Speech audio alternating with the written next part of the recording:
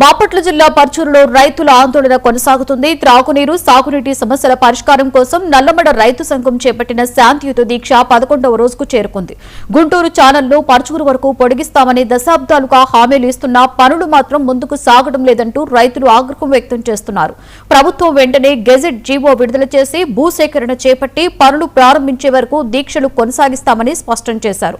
సమస్య పరిష్కరించకుండా విభజించి పాలించే ధోరణితో కాలయాపన చేస్తున్నారని నల్లమడ రైతు సంఘం నేతలు ఆరోపిస్తున్నారు.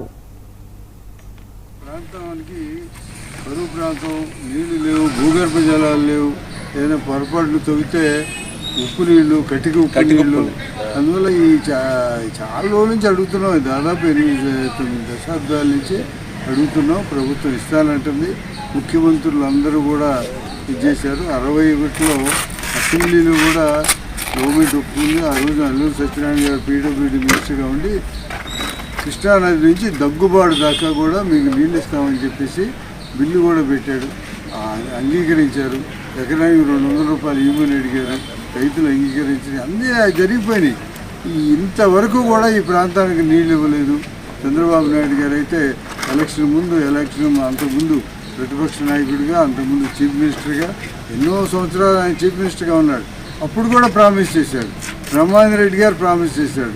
జగన్మోహన్ రెడ్డి గారు ప్రతిపక్ష నాయకుడిగా, చీఫ్ మినిస్టర్గా ప్రామిస్ చేశాడు. ఎంతోమంది హామీలు ఇచ్చినా కానీ నీళ్లు రాలేదు. అందుకోసం ఇప్పటికైనా కానీ నీళ్ళు ఇవ్వమని అడిగినందువల్ల కంటిన్యూస్గా నిరంతర ఆందోళనల వల్ల ప్రభుత్వం కొంత స్పందించి గుంటూరు జిల్లాలో పాలపర్రి వరకు భూసేకరణ నోటిఫికేషన్ ఇచ్చి కొన్ని ప్రాంతాల్లో కాలక తవ్వకం ప్రారంభించింది. మా ప్రాంతానికి కరువు ప్రాంతం, నీళ్లు లేవు, భూగర్భ జలాలు లేవు, ఏదైనా పొరపాట్లు తవ్వితే ఉప్పు నీళ్లు